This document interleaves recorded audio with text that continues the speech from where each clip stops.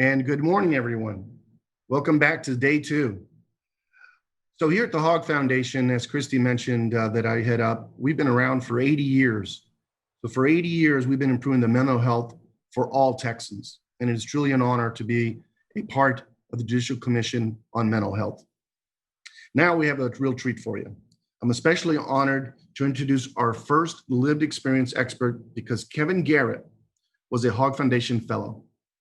Currently, Kevin is the Peer Policy Fellow at Texas Jail Project, working on mental health issues as well as improving the conditions and treatment of people in Texas county jails. Mr. Garrett was formerly incarcerated on both county jails and in the Texas Department of Criminal Justice. Yes, he was in the prison system. While at TDCJ, he saw that individuals needing mental health and substance abuse services were all given a generic diagnosis and housed in general population with other offenders. The end of his stay at TDCJ would mark the beginning of his personal quest for recovery, and eventually the study of regulations and laws of the criminal justice system in Texas. Let's listen to Kevin. When I went to prison the first time, I was 22 years old. And between that time and the time when I got out, last I was 34. So, and that was 3 trips. That made 3 trips. It all stemmed from my alcohol and drug use. Okay. Pretty much every time I was ever arrested, it was when I was drunk or high on something. And just for a lot of years, I had no idea that there was a solution for me, that there were services available, that somehow I could get out of what seemed like a trap.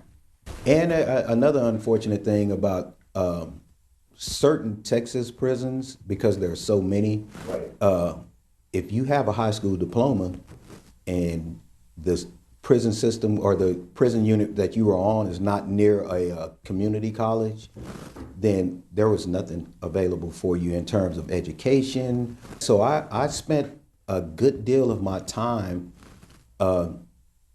through what I would like to now describe as like self-care and self-help. Okay. You know, I tried to do everything and anything that I could to try to put myself in a better position to leave and be in a position where I could be productive, you know, and functional out in the free world. I earned my associate's degree when I was in prison, and years later I was able to leverage my grades and transcript from that to get scholarship money and to be able to later on go to undergrad. And the really wonderful thing about educational institutions coming out of prison, that's one really big thing that I so really appreciated, is that educational institutions don't do that really rigorous background check on you. And so I that was one of the very few places where I was treated like a normal person, you know, that my collateral consequences weren't still hurting me and hurting my chances. So, yeah. One of the biggest things is the employment, the very scant employment options that a person might have. Housing was another challenge for me. Because of the Texas parole system, the way that it's set up, you have to have a validated home address, okay, for you to be able to go to. So if you were a person like me that didn't have very much family, because my parents passed away both of my parents passed away before I was 18. And so if you didn't have a good address to go to, then they would send you to a halfway house. And those are even worse. It's almost like, I mean, halfway is a pretty appropriate way to phrase that, because it's like you're halfway back in prison. And so it was definitely challenging. It's definitely challenging when you come from an environment that is very oppressive and very traumatic, and then you come out and the general public seems to believe that, well, you're out now, so go get a job. And so you don't have the skills that are necessary, like to conduct an interview. You don't have clothing, so you're put at a distinct disadvantage to all other employment seekers. Filling out an application back then, of course, that was what are we looking at, like 17 years ago or so. Filling out a job application then was, it was a very, very anxiety filled experience, because I knew, I could fill out everything. I could put my name down there. I have ID. I have a good address. I have a little bit of experience as a dishwasher at this place. But when I would get down to the end of that application where it said, have you ever been convicted of a felony?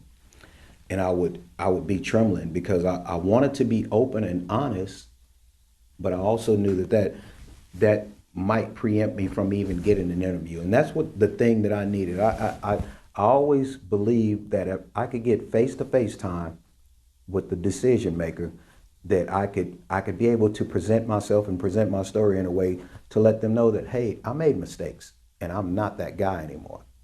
In undergrad, my major was paralegal studies, and I was doing really, really well. And as it turned out, and I didn't know it at the time when I became interested in law school, but as it turned out, a friend of a friend in my peer support network was a retired federal judge.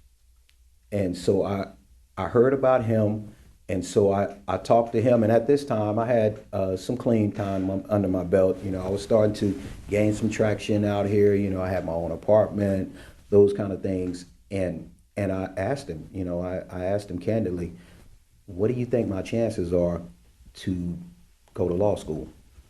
And he said, son, I think you'll do great. I think you'll do great. Your issue is probably going to be with being able to sit and take the bar, but I think you'll do great in that. And so it was at that point that I decided I'm going to go for it. If there was the proverbial glass ceiling imposed by my consequences of incarceration, I was determined I was going to go as high as I could possibly go until I bumped my head on that ceiling. Toward the end of my undergrad times, I noticed that my competition, they were all, for the most part, pre-law students. They were pre-law students, and I was doing great, as far as that goes. I graduated number 2 in my class, and I figured, well, I've got the grades. My scores are okay, but I'm going to go for it. And when I started the application process, that's when the challenges came in. That's when I realized that there's a Texas Bar of Board Examiners rule that preempts anyone from studying or practicing law until 5 years after the completion of their last felony.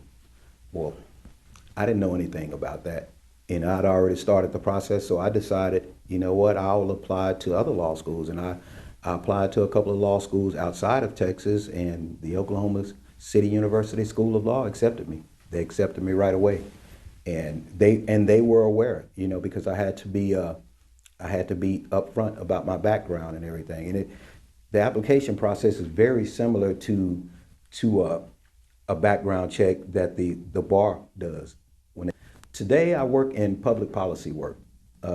I came back to Texas because this is my home, and I'm just one person with one opinion, one experience, and I'm not gonna try to go up against the Texas bar about their rule or anything like that. I'm gonna continue the process that I started many years ago when I got out of prison, and that's just do my best one day at a time, and I'm gonna leave the results up to someone else. So the biggest thing that's still hanging over my head now is not being able to practice law. Although I've been here recently in the last 2 months, I was appointed to the State Bar of Texas Disability Issues Committee. And so for me, I'm gonna do my best in that capacity. Will you ever be able to practice law in the state of Texas?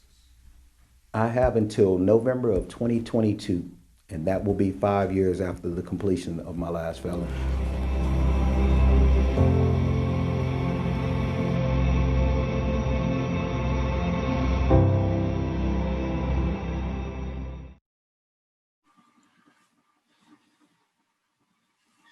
That was great to hear from Kevin, wasn't it? Let me add something else. In the spring of 2020, Kevin was granted a waiver by the Texas Board of Law Examiners that allowed him the opportunity to sit for the Texas bar. He is currently awaiting those results. So let us all wish him good luck in those results.